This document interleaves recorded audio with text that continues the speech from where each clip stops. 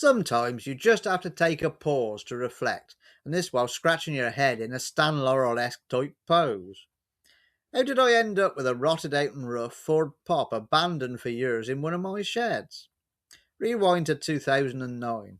Vehicle dismantling and scrap metal dealing were in full swing here back then.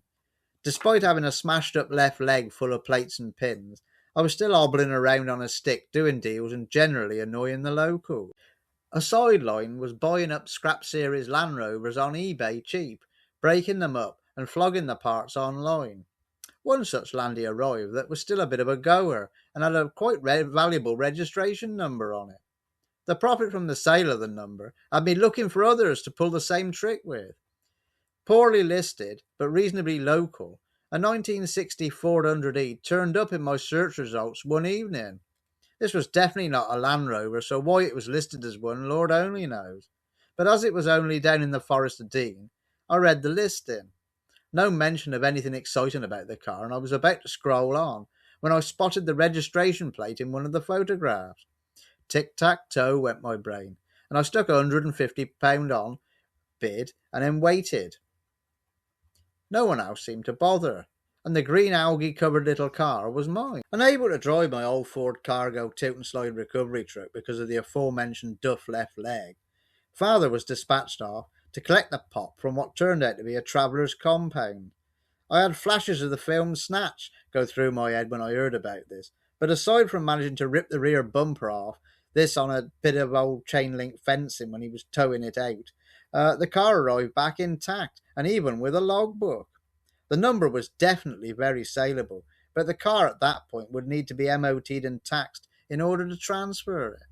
Some inner and outer sill panels were acquired, and a chap I knew from bike breaking days, who did some mobile welding, was retained to cut out the rot and patch up the underside for me.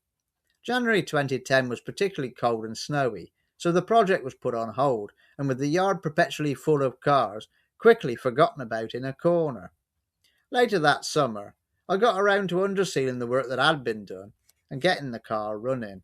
With health issues coming to the fore, Trevor the Ford Pop was once again forsaken, and it wasn't until 2015, when I'd been forced to cease trading, that I started tinkering with him again. My dear friend Lyndon was coming to the end of his life, and had no real need for the shed in my yard that he used to repair ride-on lawnmowers. The Ford Pop was pushed in there, and I removed the rear axle in order to rebuild its bushes, seals and bearings, etc.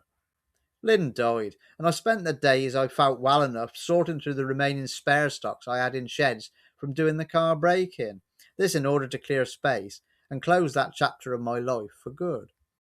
To be honest, I had totally forgot about little Trevor, sat in Lynn's old shed, surrounded by my late friend's radio and old mower parts.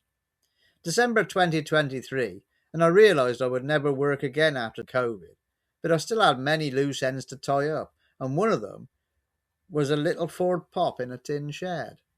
2 years on, and enjoying telling my life's adventures on YouTube to a small but select bunch of kind people, the idea of resurrecting Trevor as the channel's project car made me smile, and it gives Claire and I a mission to codge it back together for some unlikely local adventures that will be filmed for the channel. A serious restoration project it ain't, but a light-hearted, tongue-in-cheek bit of fun I hope it turns out to be, and that you will join us in the new year for various Trevor activities as they ramp up. Hello there! Thank you for watching my video. If you enjoyed this one, I'd like to see a few more. Please like, share and subscribe. It is appreciated, and it does mean a lot. And if I can try and avoid saying random words like squirrel in the middle of the recording, that'll be even better, but never mind. Anyway, all the best to you, take care.